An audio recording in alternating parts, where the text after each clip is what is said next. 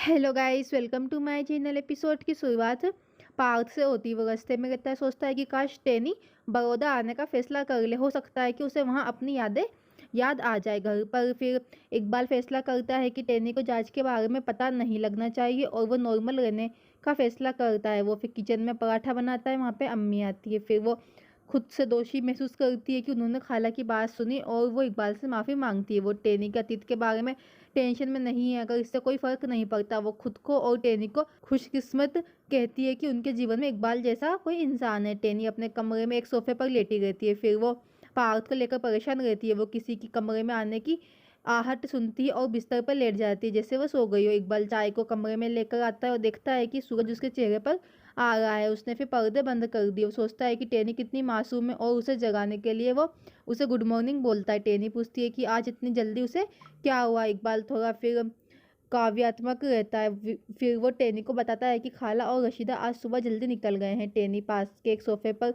पड़ी रिपोर्ट को देखती है। फिर इकबाल का ध्यान चाय की ओर ले जाती है और रिपोर्ट को छुपा देती है। वो पूछती है कि इकबाल क्या करेगा अगर उसे पता चलेगा कि उसका अतीत था। इकबाल ने टेनी को आश्वासन दिया कि वो उसके अतीत के बारे में बिल्कुल भी टेंशन में नहीं है और उसे नाश्ते के लिए बुलाता है। टेनी अपने जीवन में इकबाल को पाकर भगवान का शुक्रगुजार रहती है कि उसका कितना बड़ा दिल है। फिर नाश्ते की टेबल पर इकबाल पार्थ को बुलाने जाता है। टेनी कहती है कि पार्थ को एक फ़ोन आया था, इसलिए वो कल रात तुरंत चला गया। सब सो गए थे, उसने केवल मुझे बताया। इकबाल थोड़ी देर में उसे बुलाने का फैसला करता है। फिर उसे अपने द्वारा बनाए गए पराठे देता है। फिर टेनी फैसला करती है कि वो अब अपने अतीत के बारे में नहीं जानना चाहती। वो डरती है कि अगर उसका अतीत उसके आज और भविष्य के जीवन में दखल देगा तो क्या होगा। उसे इकबाल के लिए अपने अतीत के बारे में पता लगाना होगा। वो इकबाल से बड़ौदा जाने के लिए कहती है और कहती है कि उसे वहाँ पे अपने पुराने दोस्तों को कार्ड देना है। और टेनी कहती है कि मुझे जाना जरूरी है। फिर इंदु इप्शिता को सेब खाने के लिए मजबूर करती है। बा भी इप्शिता को सेब खाने के लिए मना लेती है।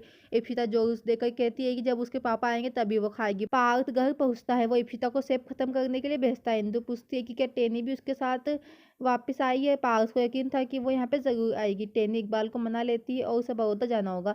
उसे अपने उन रिश्तेदारों और दोस्तों को इनवाइट करने की ज़रूरत है जो उससे नाराज़ है। अम्मी कहती है कि हल्दी के बाद टेनी घर से बाहर नहीं निकल सकती। इकबाल आश्वासन देता है कि उन्हें टेनी को जाने देना चाहिए। वो वहाँ एक 5 स्टार होटल और अगली फ्लाइट बुक करने का वादा करता है। टेनी ने इकबाल का शुक्रिया अदा किया। पार्थ कहता है कि उन्हें यकीन है कि टेनी खुद को यहाँ आने से नहीं रोकेगी। मोहिनी पूछती है कि इंदु उस परेशानी को घर वापस लाने के लिए क्यों मजबूर है। इंदु कहती है कि वो अपने बेटे की खुशी चाहती है। इप्शिता की जिम्मेदारी की वजह से वो आज जिंदा है, वरना खुद को खो देता। आखिर टेनी उसकी पत्नी थी। मोहिनी मुस्कुराती है कि पार्थ के जीवन में पत्नी की शांति नहीं थी। उसने 2 बार शादी की, फिर भी उसकी पत्नी में से कोई भी आज तक नहीं टिका।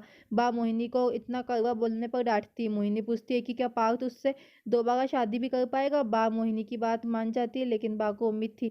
पार्थ को फिर एक आइडिया आता है कि कैसे टेनी को यहाँ पे लाया जाए।